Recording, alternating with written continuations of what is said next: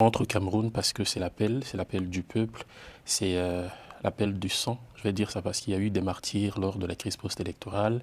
Je profite d'ailleurs de votre plateau pour rendre un vibrant hommage à ces jeunes, à ces femmes, à ces papas qui sont décédés tout simplement parce qu'ils revendiquaient, ils réclamaient quelque chose, c'est-à-dire la bonne manière de gouverner.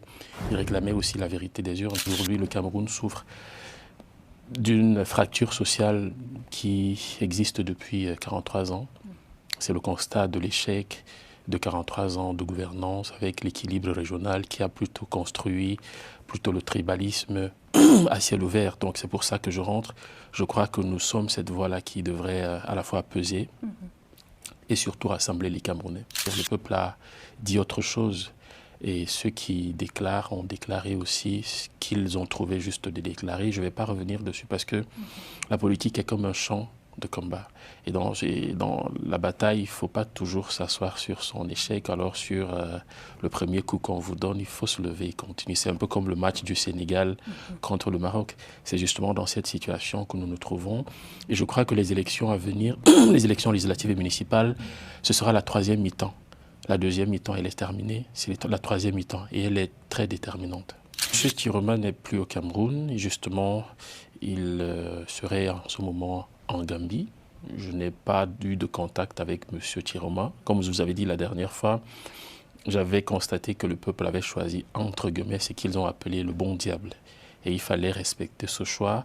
Bon, maintenant, les rapports, je ne suis pas de sa génération. C'est beau, je respecte tous les aînés. Je rentre aussi pour porter à l'attention de ceux qui gèrent le pouvoir, la force de l'État, c'est-à-dire le président Paul Biya, lui dire qu'il y a des Camerounais dehors qui veulent rentrer, qui ont peut-être émis des propos, qui ont émis leur volonté, c'est-à-dire qui ont décidé de soutenir non pas le RDPC, mais d'autres partis qui ont le droit de retourner au Cameroun. Parce que voyez-vous, j'ai rencontré pas mal de Camerounais ici qui veulent rentrer, mais qui n'ont pas la possibilité de rentrer parce qu'ils ont peur. Ils ont peur de finir en prison, ils ont peur d'être tués, et ça, au XXIe siècle, c'est inacceptable. Je ne crains rien parce que le combat que j'ai mené, je l'ai mené à visage découvert, justement. Et vous demandez quand même une garantie. Non, justement parce que pendant le temps où il y avait des bisbilles, il y avait ce front-là, j'ai reçu pas mal de messages des hautes autorités qui me menaçaient, qui me promettaient de porter atteinte à ma vie. Et reculer serait une très mauvaise chose aujourd'hui. C'est un très mauvais signal pour moi de venir ici, alors de demander l'asile, par exemple, à la France, alors que j'ai un pays. Non, je vais rentrer au Cameroun. J'ai écrit au Premier ministre pour lui dire que j'arrivais. Je ne vais pas arriver en cachette, je vais arriver publiquement. Et je ne demande pas le monde, je demande simplement qu'on respecte mes opinions, qu'on me laisse exercer mon activité politique librement. Jusqu'ici, nous avons respecté la Constitution, saisir le Conseil constitutionnel, les juridictions compétentes, c'est aussi exercer une forme de protestation républicaine. C'est ce que nous avons fait. Donc, je l'ai fait, j'ai envoyé une lettre au Premier ministre, en envoyant une ampliation, bien évidemment, à son supérieur hiérarchique, à celui qui l'a nommé, pour lui dire, il est le chef d'une administration, qu'il demande à ceux qui veulent utiliser la force de l'État d'orienter leur force pour donner de l'eau à boire aux Camerounais, pour apporter plutôt des solutions concrètes, la sécurité sociale, les routes, des choses comme ça, pas maltraiter ou malmener, ou alors imposer l'omerta à une certaine catégorie de citoyens camerounais. N'ayez plus peur, le Cameroun est notre pays, notre patrie. Autant je ne souhaiterais pas qu'on brûle mon pays, autant je refuserais que une poignée de personnes décident aujourd'hui de sélectionner qui entre au Cameroun et qui n'entre pas, qui dit quoi et qui ne dit pas quoi. Je suis pour le respect des institutions, pour le respect des lois, pour le respect de l'ordre établi, mais je suis contre la politique d'exclusion. C'est-à-dire, si vous n'êtes pas d'accord avec ce qui est dit par certains ténors du régime, vous devenez une personne à abattre. Les Camerounais qui ont participé à l'élection de 2025 et qui ont dit majoritairement qu'ils voulaient mettre fin à 43 ans de gouvernance du RDPC, ces Camerounais devraient encore se mobiliser pour dire non et surtout pour apporter leur soutien aux forces du changement. Si ceux qui gouvernent aujourd'hui ont juste une âme, si ces personnes-là ont quelque chose de précis à préserver, ils doivent revoir leur façon de faire. Je pense que seulement avec le décès de M. Ekane, ça devrait calmer les ardeurs de certains. J'appartiens à une génération qui ne devrait plus avoir peur.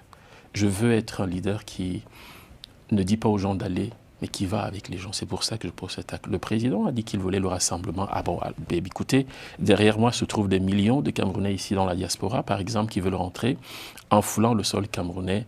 Mes premiers mots seraient justement de dire, OK, je suis arrivé, vous également, vous pouvez venir. C'est pour ça que je pars. J'appartiens à une génération qui a longtemps souffert. Et moi, je ne souhaite pas que mes enfants vivent la même chose. Et c'est pour ça que je prends cette décision. Vous ne pensez pas peut-être que c'est facile de se lever et de dire à quelqu'un comme M. Biya que bon voilà, vous avez assez fait, allez vous reposer, c'est pas aisé. Alors si je reste à ce stade sans aller sur le terrain, sans aller rencontrer les Camerounais, alors tout le boulot que nous avons fait est inutile. C'est pour ça que je devrais être le leader qui montre l'exemple. Vous avez aussi quand même tout de même des alliés au sein du RDPC? J'ai des Camerounais que je connais, mais je n'ai pas d'alliés. J'ai plutôt des Camerounais qui peuvent être également, qui ont compris. Il y a des repentis. Comme vous savez, il y a des personnes de la Renaissance, ceux qui décident de tuer l'âme de la colère et de revenir à la République, de faire les choses proprement. C'est à ces personnes que je parle. D'ailleurs, lorsqu'on ouvre une église, c'est comme un parti politique, on ne l'ouvre pas pour ceux qui sont croyants, on l'ouvre aussi pour ceux qui vont croire plus tard. Donc ceux du RDPC, j'appelle d'ailleurs ceux des jeunes qui veulent nous rejoindre à nous rejoindre parce que je leur dis, ce qui s'est passé avec Léon Teller Onana se passera également avec eux. Je pense qu'aujourd'hui on a besoin, qu'on le veuille ou non, de se mettre ensemble et surtout de construire quelque chose de précieux. Le peuple s'est majoritairement exprimé en faveur du changement et les institutions qui sont en charge de gérer les élections ont déclaré ce qu'ils ont trouvé juste de déclarer. Maintenant, est-ce qu'on doit s'asseoir? Non. Vous avez vu ce qui s'est passé avec le Sénégal et le Maroc. Je crois que c'est un exemple que j'ai d'ailleurs pris et je pense que la principale leçon, je reçois énormément de messages des jeunes. C'est d'ailleurs l'une des raisons pour lesquelles je rentre aussi pour rassurer ces jeunes-là, pour rassurer ce peuple-là.